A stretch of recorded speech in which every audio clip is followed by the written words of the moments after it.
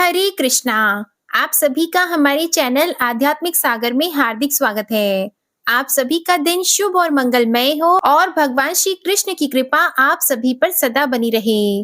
आज सुनिए माघ मास महात्म्य का अध्याय 3। अगर आपने माघ मास महात्म्य के अध्याय 1 और 2 नहीं सुने हैं तो आप हमारे चैनल पर उन्हें भी सुन लीजिएगा। जब राजा दिलीप ने पूछा, महाराज यह पर्वत कितना ऊंचा और कितना लंबा चौड़ा है, तब वशिष्ठ जी कहने लगे कि यह पर्वत 36 योजन ऊंचा, ऊपर चोटी से 10 योजन चौड़ा और नीचे 16 योजन चौड़ा है, जो हरी, चंदन, आम, मदार, देवदारू और अर्जुन के वृक्षों से सुशोभित है। दुर्भिक्ष से दुखी होकर इस सुंदर पर्वत को और फल फूलों से परिपूर्ण देखकर भृगु वहीं रहने लगे और वहां पर कंदराओं, वनों और उपवनों में बहुत दिनों तक तप करते रहे। इस प्रकार जब भृगु ऋषि वहां पर अपने आश्रम पर रहे थे तो एक विद्याधर अपनी पत्नी सहित उतरा। वह अत्यंत दुखी थे। उन्होंने भृगु ऋषि को प्रणाम किया और ऋषि ने बड़े मीठे स्वर में उनसे कहा, हे विद्याधर, तुम बड़े दुखी दिखाई देते हो, इसका क्या कारण है? तब विद्याधर कहने लगा कि महाराज, पुण्य के फल को पाकर, स्वर्ग पाकर तथा देवतुल्य शरीर पाकर भी मेरा मुख व्याघ्र जैसे है। यही कारण मेरे दुख और अशांति का है। न जाने किस पाप का फल है। मेरे मन की व्याकुलता का दूसरा कारण भी सुनिए। यह मेरी पत्नी अति रूपवती, मीठा वचन बोलने वाली, नाचने और गाने की कला में अति प्रवीण, शुद्ध चित्त वाली, सातों सुरों वाली, वीणा को बजाने वाली, जिसने अपने कंठ से गाकर नारद जी को प्रसन्न किया है, नाना स्वरों के नाद से वीणा बजाकर कुबेर को प्रसन्न किया, अनेक प्रकार के नाच ताल में शिवजी महाराज भी अति प्रसन्न और रोमांचित हुए। शील, उदारता, रूप तथा यौवन में स्वर्ग की कोई अप्सरा भी इस जैसी नहीं है। कहाँ ऐसी चंद्रमुखी स्त्री और कहाँ में व्याघ्र मुख वाला। यही चिंता सदैव मेरे हृदय को जलाती है। विद्याधर के ऐसे वचन सुनकर तीनों लोकों की भूत, भविष्य और वर्तमान की बात जानने वाले तथा दिव्य दृष्टि वाले ऋषि ने कहा कि हे विद्याधर, कर्म के विचित्र फल प्राप्त होते हैं। मक्खी के पैर जितना विष भी प्राण लेने वाला हो जाता है। छोटे छोटे पापों का फल भी अत्यंत ही दुखदायी हो जाता है। तुमने माघ मास की एकादशी का व्रत करके द्वादशी के आने तक शरीर में तेल लगाया, इसी पाप कर्म से व्याग्र हुए हो। एकादशी के दिन उपवास करके द्वादशी को तेल लगाने से राजा पुरुरवा ने भी कुरूप शरीर पाया था। तब वह अपने कुरूप शरीर को देखकर दुखी होकर हिमाचल पर्वत पर देव सरोवर के किनारे पर गया। प्रीति पूर्वक शुद्ध स्नान करके कुशा के आसन पर बैठकर भगवान कमल नेत्र वाले, पीतांबर पहने, वनमाला धारण किए हुए, विष्णु का चिंतन करते हुए पुरुरवा ने 3 मास तक निराहार रहकर भगवान का चिंतन किया। इस प्रकार 7 जन्मों में प्रसन्न होने वाले भगवान राजा के 3 महीने के तप से ही अति प्रसन्न हो गए और माघ मास के शुक्ल पक्ष की एकादशी को प्रसन्न होकर भगवान ने अपने शंख के जल से राजा को पवित्र किया। भगवान ने उसके तेल लगाने की बात याद दिलाकर सुंदर देवताओं का सा रूप दिया, जिसको देखकर उर्वशी भी उसको चाहने लगी और राजा सुकृत्य होकर अपनी पुरी को चला गया। भृगु ऋषि कहने लगे कि हे विद्याधर, इसलिए तुम क्यों दुखी होते हो? यदि तुम अपना यह राक्षसी रूप छोड़ना चाहते हो तो मेरा कहना मानकर जल्दी ही पापों को नष्ट करने वाली हेमकूट नदी में माघ का स्नान करो, जहाँ पर ऋषि सिद्ध देवता निवास करते हैं। अब मैं इसकी विधि बतलाता हूँ। तुम्हारे भाग्य से माघ मास आज से 5वें दिन ही आने वाला है। पौष शुक्ल एकादशी से इस व्रत को आरंभ करो। भूमि में सोना, जितेंद्रिय रहकर दिन में 3 समय स्नान करके महीने भर निराहार रहो। सब भोगों का त्याग कर तीनों समय को शिवजी स्तोत्र और मंत्रों से पूजन करोगे तो तुम्हारा मुख कामदेव के समान हो जाएगा और देवता भी तुम्हारा मुख देखकर चकित हो जाएंगे और तुम अपनी पत्नी के साथ सुखपूर्वक रह पाओगे। माघ मास के प्रभाव को जानकर सदा ही माघ मास में स्नान करो। पाप और दरिद्रता से बचने के लिए मनुष्य को सदा यत्न से माघ मास का स्नान करना चाहिए। यह स्नान सदा सब दानों और यज्ञों के फल को देता है और पापों का क्षय हो जाता है। गुरु वशिष्ठ जी कहते हैं, हे राजा, दिलीप की यह कथा भृगु जी ने विद्याधर को सुनाई। माघ स्नान योगों से भी बढ़कर यज्ञ तथा यज्ञों से बढ़कर गर्जना करता है। पुष्कर, कुरुक्षेत्र, ब्रह्मवर्त, काशी, प्रयाग तथा गंगा सागर जैसे संगमों से मनुष्य को जो फल 10 वर्ष में मिलता है, उतना ही फल माघ मास में स्नान करने से 3 दिन में मनुष्य को मिलता है। इसमें संशय नहीं है कि चिरकाल तक स्वर्ग में रहने की इच्छा करने वाले मनुष्यों को सदा यत्न से माघ मास में स्नान करना चाहिए। आयु, आरोग्य, धन, रूप, कल्याण और गुण प्राप्त करने वालों को माघ का स्नान कभी नहीं छोड़ना चाहिए। स्नान करने वाला इस लोक तथा परलोक में सदा सुख पाता है। वशिष्ठ जी कहते हैं कि हे दिलीप, भृगु जी के ये वचन सुनकर वह विद्याधर अपनी स्त्री सहित उसी स्थान पर पर्वत के झरने में माघ मास का स्नान करता रहा और उसके प्रभाव से उसका मुख देव समान हो गया और वह माणिग्रीव पर्वत पर आनंद से रहने लगे। और भृगु जी भी नियम की समाप्ति पर शिष्यों सहित ईवा नदी के तट पर आ गए और वहां उन्होंने माघ मास का स्नान किया। आज का अध्याय बस इतना ही।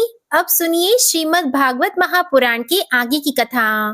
प्रेम से बोलिए श्रीमद् भागवत महापुराण की जय। गोकर्ण उपाख्यान में जब सनकादि ने नारद जी से कहा कि अब हम तुम्हें इस विषय में एक प्राचीन इतिहास सुनाते हैं, उसके सुनने से ही सारे पाप नष्ट हो जाते हैं।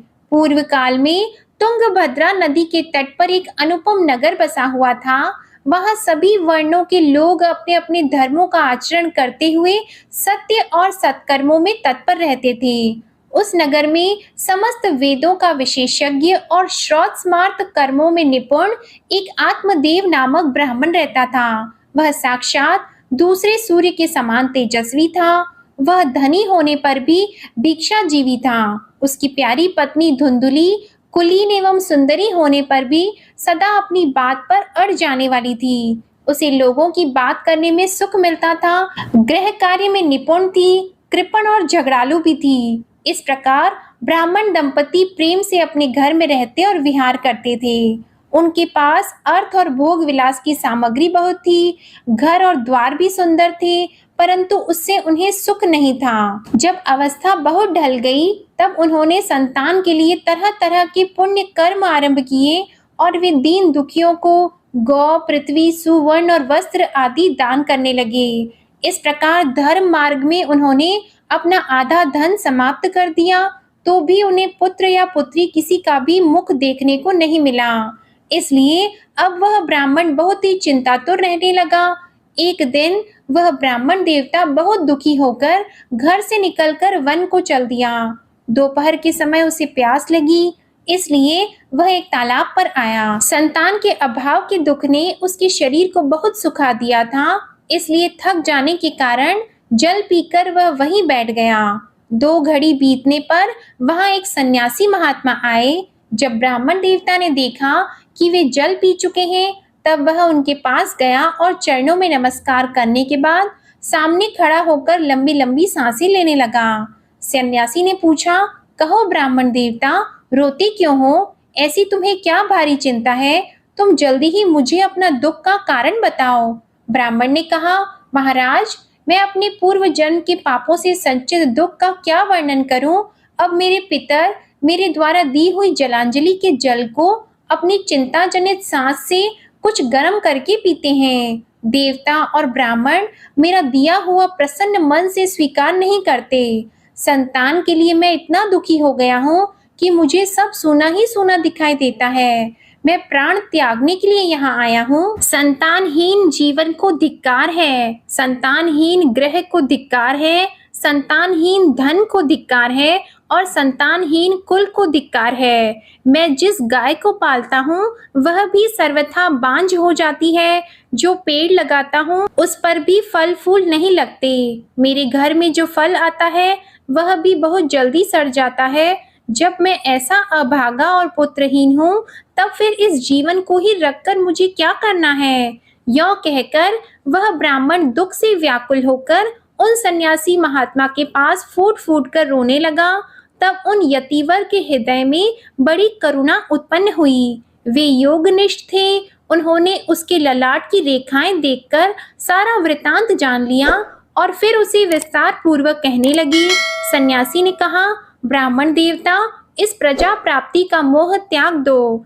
कर्म की गति प्रबल है। विवेक का आश्रय लेकर संसार की वासना छोड़ दो। विप्रवर सुनो, मैंने इस समय तुम्हारा प्रारब्ध देखकर निश्चय किया है कि 7 जन्म तक तुम्हारी कोई संतान किसी प्रकार नहीं हो सकती। पूर्व काल में राजा सगर एवं अंग को संतान के कारण दुख भोगना पड़ा था।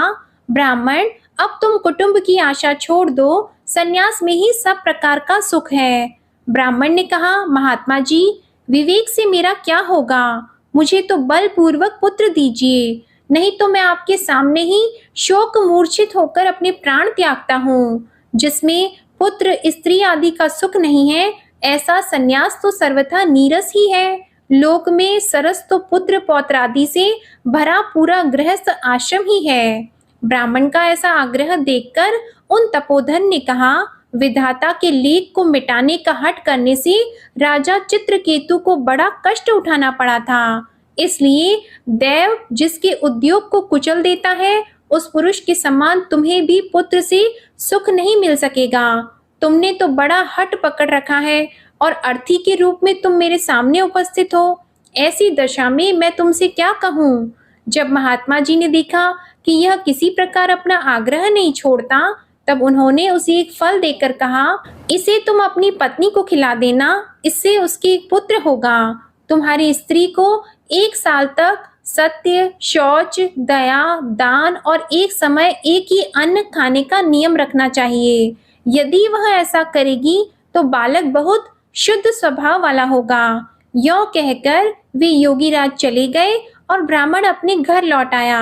वहां आकर उसने वह फल अपनी स्त्री के हाथ में दे दिया और स्वयं कहीं चला गया। उसकी स्त्री तो कुटिल स्वभाव की थी ही। वह रो रो कर अपनी एक सखी से कहने लगी, सखी, मुझे तो बड़ी चिंता हो गई। मैं तो यह फल नहीं खाऊंगी। फल खाने से गर्भ रहेगा या गर्भ से पेट बढ़ जाएगा, फिर कुछ खाया पिया जाएगा नहीं। इससे मेरी शक्ति क्षीण हो जाएगी। तब बता, घर का धंधा कैसे होगा? और दैववश यदि कहीं गांव में डाकुओं का आक्रमण हो गया तो गर्भिणी स्त्री कैसे भागेगी? यदि सुखदेव जी की तरह यह गर्भ भी पेट में ही रह गया तो इसे बाहर कैसे निकाला जाएगा? और कहीं प्रसव काल के समय वह टेढ़ा हो गया तो फिर प्राणों से ही हाथ धोना पड़ेगा। यों भी प्रसव के समय बड़ी भयंकर पीड़ा होती है।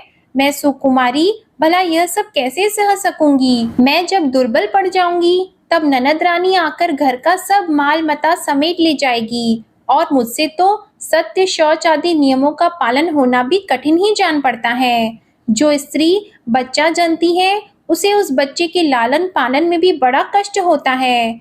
मेरे विचार से तो वंध्या या विधवा स्त्रियां ही सुखी हैं। मन में ऐसे ही तरह तरह के कुतर्क उठने से उसने वह फल नहीं खाया और जब उसके पति ने पूछा, फल खा लिया? तब उसने कह दिया, हाँ खा लिया। एक दिन उसकी बहन अपने आप ही उसके घर आई। तब उसने अपनी बहन को सारा वृतांत सुनाकर कहा, मेरे मन में इसकी बड़ी चिंता है। मैं इस दुख के कारण दिनों दिन दुबली हो रही हूँ बहन, मैं क्या करूँ? बहन ने कहा, मेरे पेट में बच्चा है, प्रसव होने पर वह बालक मैं तुझे दे दूंगी। तब तक तू गर्भवती के समान घर में गुप्त रूप से सुख से रह। तू मेरे पति को कुछ धन दे देगी तो वे तुझे अपना बालक दे देंगे। हम ऐसी युक्ति करेंगी कि जिसमें सब लोग यही कहें कि इसका बालक 6 महीने का होकर मर गया और मैं नित्य प्रति तेरे घर आकर उस बालक का पालन पोषण करती रहूंगी। तू इस समय इसकी जांच करने के लिए यह फल गौ को खिला दे। ब्राह्मणी ने स्त्री स्वभाववश जो जो उसकी बहन ने कहा था वैसे ही सब किया। इसके पश्चात समय अनुसार जब उस स्त्री के पुत्र हुआ, तब उसके पिता ने चुपचाप लाकर उसी धुंधुली को दे दिया और उसने आत्मदेव को सूचना दे दी कि मेरे सुखपूर्वक बालक हो गया है। इस प्रकार आत्मदेव के पुत्र हुआ सुनकर सब लोगों को बड़ा आनंद हुआ। ब्राह्मण ने उसका जात कर्म संस्कार करके ब्राह्मणों को दान दिया और उसके द्वार पर गाना बजाना तथा अनेक प्रकार की मांगलिक कृत्य होने लगे। धुंधुली ने अपने पति से कहा कि मुझे तो दूध नहीं है, फिर गौ आदि किसी अन्य जीव के दूध से मैं इस बालक का किस प्रकार पालन करूंगी। मेरी बहन के अभी बालक हुआ था, वह मर गया है, उसे बुलाकर अपने यहाँ रख ले तो वह आपके इस बच्चे का पालन पोषण कर लेगी। तब पुत्र की रक्षा के लिए आत्मदेव ने वैसा ही किया तथा माता धुंधुली ने उस बालक का नाम धुंधुकारी रखा। इसके बाद 3 महीने बीतने पर उस गौ के भी एक मनुष्य आकार का बच्चा हुआ। वह सर्वांग सुंदर, दिव्य, निर्मल एवं सुवर्ण की सी कांति वाला था। उसे देखकर ब्राह्मण देवता को बड़ा आनंद हुआ और उसने स्वयं ही उसके सब संस्कार किए। इस समाचार से और सब लोगों को भी बड़ा आश्चर्य हुआ और वे बालक को देखने के लिए आए। सब लोग आपस में कहने लगे, देखो भाई, अब आत्मदेव का कैसा भाग्य उदय हुआ है। कैसे आश्चर्य की बात है कि गौ के भी ऐसा दिव्य रूप बालक उत्पन्न हुआ है। देव योग से इस गुप्त रहस्य का किसी को भी पता न लगा। आत्मदेव ने उस बालक के गौ के से कान देखकर उसका नाम गोकर्ण रखा। कुछ काल बीतने पर वे दोनों बालक जवान हो गए। उनमें गोकर्ण तो बड़ा पंडित और ज्ञानी हुआ, किंतु धुंधुकारी बड़ा ही दुष्ट निकला। स्नान शौच आदि ब्राह्मण उचित आचारों का उसमें नाम भी न था और न खान पान का ही कोई परहेज था। क्रोध उसमें बहुत बढ़ा चढ़ा था। वह बुरी बुरी वस्तुओं का संग्रह किया करता था। मुर्दे के हाथ से छुआया हुआ अन्न भी खा लेता था। दूसरों की चोरी करना और सब लोगों से द्वेष बढ़ाना उसका स्वभाव बन गया था। छिपे छिपे वह दूसरों के घरों में आग लगा देता था। दूसरों के बालकों को खिलाने के लिए गोद में लेता और उन्हें चट कुएं में डाल देता। हिंसा का उसे व्यसन सा हो गया था। हर समय वह अस्त्र शस्त्र धारण किए रहता और बेचारे अंधे और दीन दुखियों को व्यर्थ तंग करता। और इसी तरह उसने अपने पिता की सारी संपत्ति नष्ट कर दी। एक दिन माता पिता को मार पीट कर घर के सब बर्तन भांडे उठा ले गया।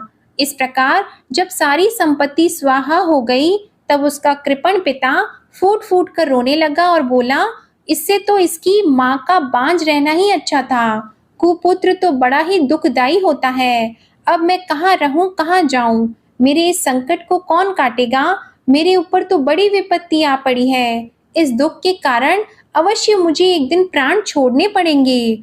उसी समय परम ज्ञानी गोकर्ण जी वहां आए और उन्होंने पिता को वैराग्य का उपदेश करते हुए बहुत समझाया।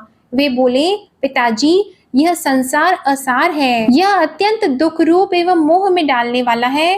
पुत्र किसका, धन किसका? स्नेहवान पुरुष रात दिन दीपक के समान जलता रहता है।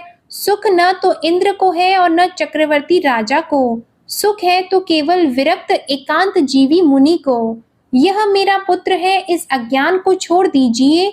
मोह से नरक की प्राप्ति होती है। यह शरीर तो नष्ट होगा ही, इसलिए सब कुछ छोड़कर वन में चले जाइए। गोकर्ण के वचन सुनकर आत्मदेव वन में जाने के लिए तैयार हो गया और उनसे कहने लगा, बेटा, वन में रहकर मुझे क्या करना चाहिए, यह मुझसे विस्तार पूर्वक कहो। मैं बड़ा मूर्ख हूँ। अब तक कर्मवश स्नेह पाश में बंधा हुआ अपंग की भांति इस घर रूप अंधेरे कुएं में ही पड़ा रहा हूँ। तुम बड़ी दयालु हो, इससे मेरा उद्धार करो। गोकर्ण ने कहा, पिताजी, यह शरीर हड्डी, मांस और रुधिर का पिंड है। इसे आप मैं मानना छोड़ दें और स्त्री पुत्र आदि को अपना कभी न माने। इस संसार को रात दिन क्षण भंगुर देखें। इसकी किसी भी वस्तु को स्थायी समझकर उसमें राग न करें। बस एकमात्र वैराग्य रस के रसिक होकर भगवान की भक्ति में लगे रहें। भगवत भजन ही सबसे बड़ा धर्म है। निरंतर उसी का आश्रय लिए रहें। अन्य सब प्रकार के लौकिक धर्मों से मुख मोड़ लें। सदा साधु जनों की सेवा करें। भोगों की लालसा को पास न फटकने दें तथा जल्दी से जल्दी दूसरों के गुण दोषों का विचार करना छोड़कर एकमात्र भगवत सेवा और भगवान की कथाओं के रस का ही पान करें।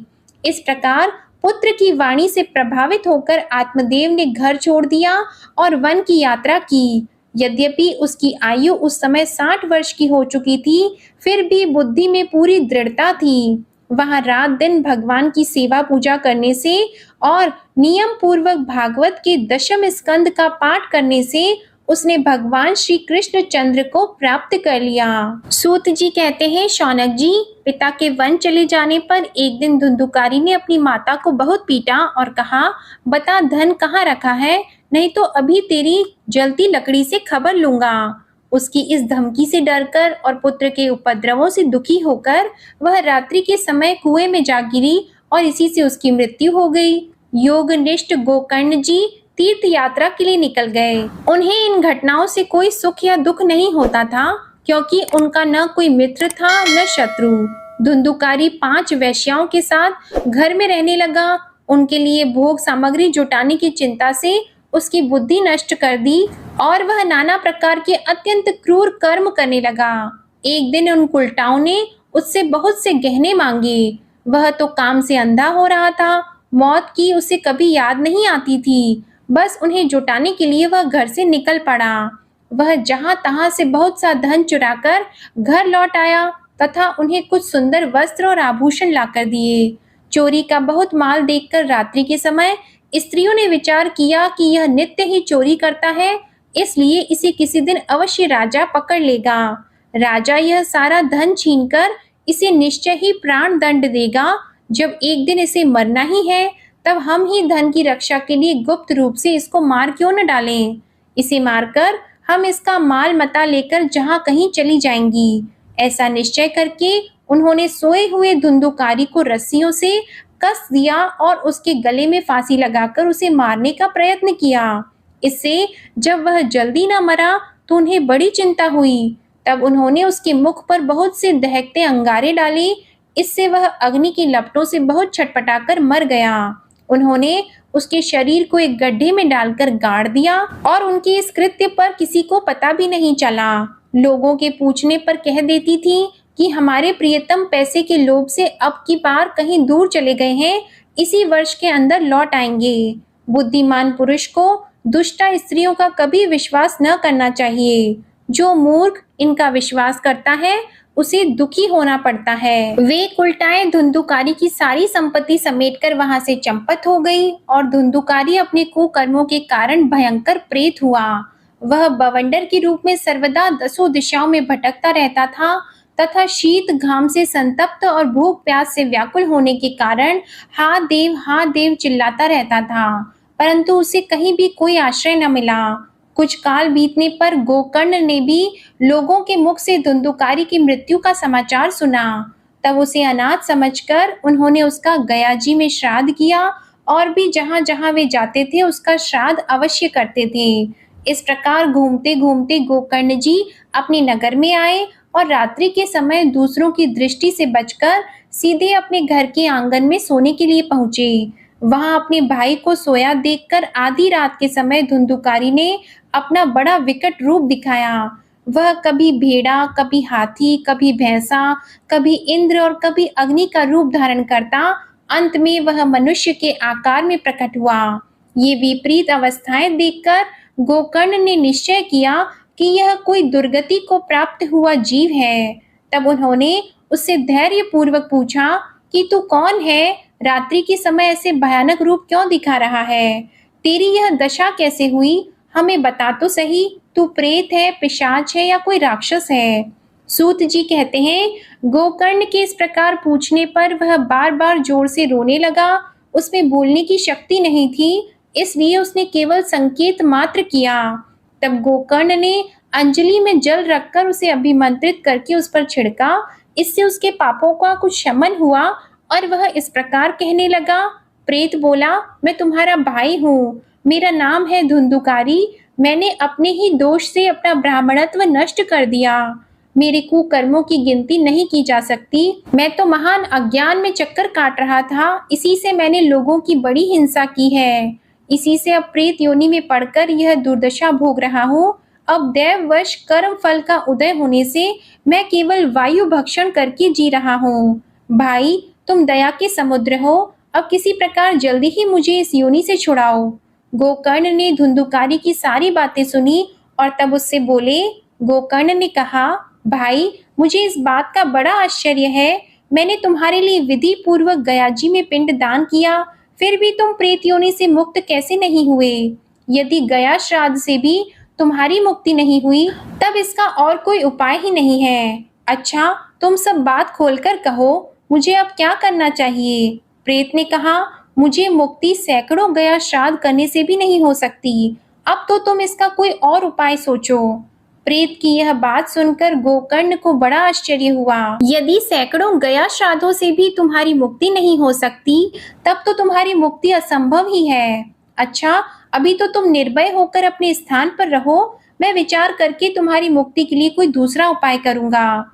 गोकर्ण की आज्ञा पाकर धुंधुकारी वहां से अपने स्थान पर चला गया। इधर गोकर्ण ने रात भर विचार किया, तब भी उन्हें कोई उपाय नहीं सूझा। प्रातःकाल उनको आया देखकर लोग प्रेम से उनसे मिलने आए। तब गोकर्ण ने रात में जो कुछ जिस प्रकार हुआ था वह सब उन्हें सुना दिया। उनमें जो लोग विद्वान, योगनिष्ठ, ज्ञानी और वेदज्ञ थे, उन्होंने भी अनेकों शास्त्रों को उलट-पुलट कर देखा, तो भी उसकी मुक्ति का कोई उपाय न मिला। तब सबने यही निश्चय किया कि इस विषय में सूर्य नारायण जो आज्ञा करें, वही करना चाहिए। अतः गोकर्ण ने अपने तपोबल से सूर्य की गति को रोक दिया। उन्होंने स्तुति की, भगवान, आप सारे संसार के साक्षी हैं, मैं आपको नमस्कार करता हूँ। आप मुझे कृपा करके धुंधुकारी की मुक्ति का साधन बताइए। गोकर्ण की यह प्रार्थना सुनकर सूर्य देव ने दूर से ही स्पष्ट शब्दों में कहा, श्रीमद् भागवत से मुक्ति हो सकती है, इसलिए तुम उसका सप्ताह पारायण करो। सूर्य का यह धर्ममय वचन वहां सभी ने सुना। तब सबने यही कहा कि प्रयत्न पूर्वक यही करो। अतः गोकर्ण जी भी निश्चय करके कथा सुनाने के लिए तैयार हो गए। देश और गांवों से अनेकों लोग कथा सुनने के लिए आए। बहुत से लंगड़े, लूले, बूढ़े, मंदबुद्धि पुरुष भी अपने पापों की निवृत्ति के उद्देश्य से वहां आ पहुंचे। इस प्रकार वहां इतनी भीड़ हो गई कि उसे देखकर देवताओं को भी आश्चर्य होता था। जब गोकर्ण जी व्यास गद्दी पर बैठकर कथा कहने लगे, तब वह प्रेत भी वहां आ पहुंचा और इधर-उधर बैठने के लिए स्थान ढूंढने लगा। इतने में ही उसकी दृष्टि एक सीधे रखे हुए 7 गांठ के बांस पर पड़ी। उसी के नीचे के छिद्र में घुसकर वह कथा सुनने के लिए बैठ गया। वायु रूप होने के कारण वह बाहर कहीं बैठ नहीं सकता था, इसलिए बांस में घुस गया। गोकर्ण जी ने एक वैष्णव ब्राह्मण को मुख्य श्रोता बनाया और प्रथम स्कंद से ही स्पष्ट स्वर में कथा सुनानी आरंभ की। सायंकाल में जब कथा को विश्राम दिया गया, तब एक बड़ी विचित्र बात हुई।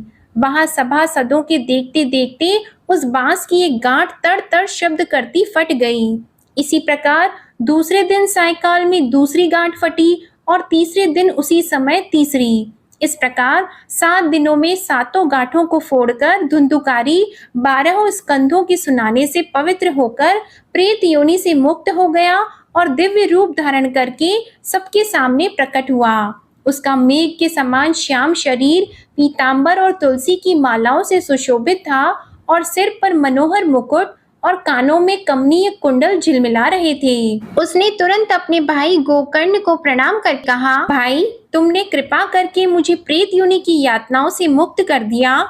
यह प्रेत पीड़ा का नाश करने वाली श्रीमद् भागवत की कथा धन्य है तथा श्री कृष्ण चंद्र के धाम की प्राप्ति कराने वाला इसका सप्ताह पारायण भी धन्य है। जब सप्ताह श्रवण का योग लगता है, तब सब पाप थर्रा उठते हैं कि अब यह भागवत की कथा जल्दी ही हमारा अंत कर देगी। जिस प्रकार आग गीली सूखी, छोटी बड़ी सब तरह की लकड़ियों को जला डालती है, उसी प्रकार यह सप्ताह श्रवण मन, वचन और कर्म द्वारा किए हुए नए पुराने छोटे बड़े सभी प्रकार के पापों को भस्म कर देता है। विद्वानों ने देवताओं की सभा में कहा है कि जो लोग इस भारतवर्ष में श्रीमद् भागवत की कथा नहीं सुनते, उनका जन्म वृथा है। भला मोहपूर्वक लालन पालन करके यदि इस अनित्य शरीर को हृष्ट पुष्ट और बलवान भी बना लिया, तो भी श्रीमद् भागवत की कथा सुने बिना इससे क्या लाभ हुआ। इस लोक में सप्ताह श्रवण करने से भगवान की शीघ्र ही प्राप्ति हो सकती है। अतः सब प्रकार के दोषों की निवृत्ति के लिए एकमात्र यही साधन है। सप्ताह श्रवण करने से मनुष्य के हृदय की गांठ खुल जाती है, उसके समस्त संशय छिन्न भिन्न हो जाते हैं और सारे कर्म क्षीण हो जाते हैं। यह भागवत कथा रूप तीर्थ संसार के कीचड़ को धोने में बड़ा ही पटु है। विद्वानों का कथन है कि जब यह हृदय में स्थित हो जाता है, तब मनुष्य की मुक्ति निश्चित ही जाननी चाहिए। जिस समय धुंधुकारी ये सब बातें कह रहा था, जिसके लिए वैकुंठवासी पार्षदों के सहित एक विमान उतरा, उससे सब ओर मंडलाकार प्रकाश फैल रहा था। सब लोगों के सामने ही धुंधुकारी उस विमान पर चढ़ गया। तब उस विमान पर आए हुए पार्षदों को देखकर उनसे गोकर्ण ने यह बात कही। गोकर्ण ने पूछा, भगवान के प्रिय पार्षदों, यहाँ हमारे अनेकों शुद्ध हृदय श्रोतागण हैं, उन सबके लिए आप लोग एक साथ बहुत से विमान क्यों नहीं लाए? हम देखते हैं कि यहाँ सभी ने समान रूप से कथा सुनी है, फिर फल में इस प्रकार का भेद क्यों हुआ, ये बताइए। भगवान के सेवकों ने कहा, हे मानद, इस फल भेद का कारण इनके श्रवण का भेद ही है। यह ठीक है कि श्रवण तो सबने समान रूप से ही किया है, किंतु इसके जैसा मनन नहीं किया। इसी से एक साथ भजन करने पर भी उसके फल में भेद रहा। इस प्रेत ने 7 दिनों तक निराहार रहकर श्रवण किया था तथा सुने हुए विषय का स्थिर चित्त से यह खूब मनन निधि ध्यानासन भी करता रहता था। जो ज्ञान दृढ़ नहीं होता वह व्यर्थ हो जाता है। इसी प्रकार ध्यान न देने से श्रवण का, संदेह से मंत्र का और चित्त के इधर उधर भटकते रहने से जप का भी कोई फल नहीं होता। गुरु वचनों में विश्वास, दीनता का भाव, मन के दोषों पर विजय और कथा में चित्त की एकाग्रता इत्यादि नियमों का यदि पालन किया जाए तो श्रवण का यथार्थ फल मिलता है। यदि ये श्रोता फिर से श्रीमद् भागवत की कथा सुने तो निश्चय ही सबको वैकुंठ की प्राप्ति होगी और गोकर्ण जी, आपको तो भगवान स्वयं आकर गोलोक धाम में ले जाएंगे। यों कहकर वे सब पार्षद हरि कीर्तन करते हुए वैकुंठ लोक को चले गए। श्रावण मास में गोकर्ण जी ने फिर उसी प्रकार सप्ताह क्रम से कथा कही और उन श्रोताओं ने फिर उसे सुना। नारद जी, इस कथा की समाप्ति पर जो कुछ हुआ वह सुनिए। वहां भक्तों से भरे हुए विमानों के साथ भगवान प्रकट हुए। सब ओर से खूब जय जयकार और नमस्कार की ध्वनियां होने लगी।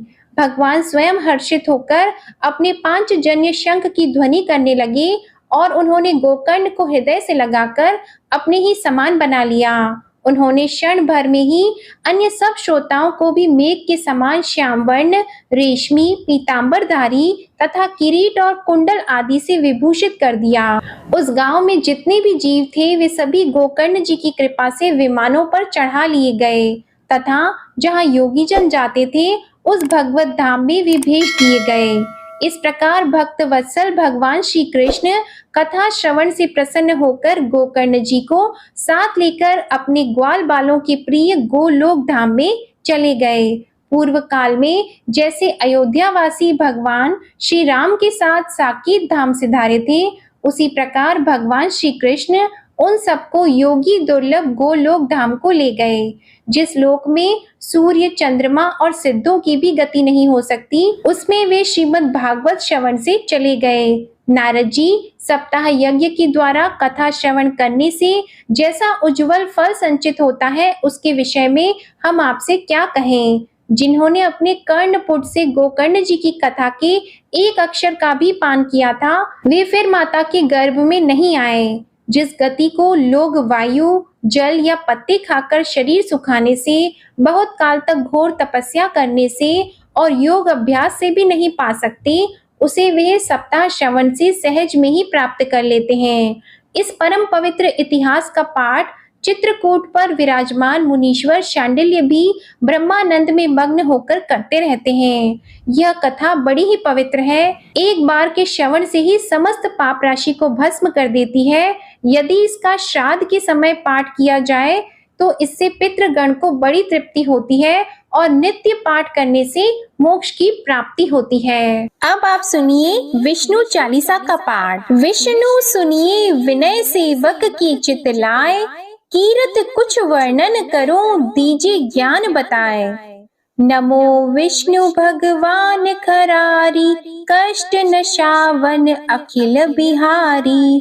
प्रबल जगत में शक्ति तुम्हारी, त्रिभुवन फैल रही उजियारी। सुंदर रूप मनोहर सूरत, सरल स्वभाव मोहनी मूरत। तन पर पीतांबर अति सोहत, बैजंती माला मन मोहत। शंख चक्र कर गदा विराजे, देखत दैत्य असुर दल भाजे। सत्य धर्म मद लोभन गाजे, काम क्रोध मद लोभन छाजे। संत भक्त सज्जन मन रंजन, धनुज असुर दुष्टन दल गंजन। सुख उपजाए कष्ट सब भंजन, दोष मिटाय करत जन सज्जन।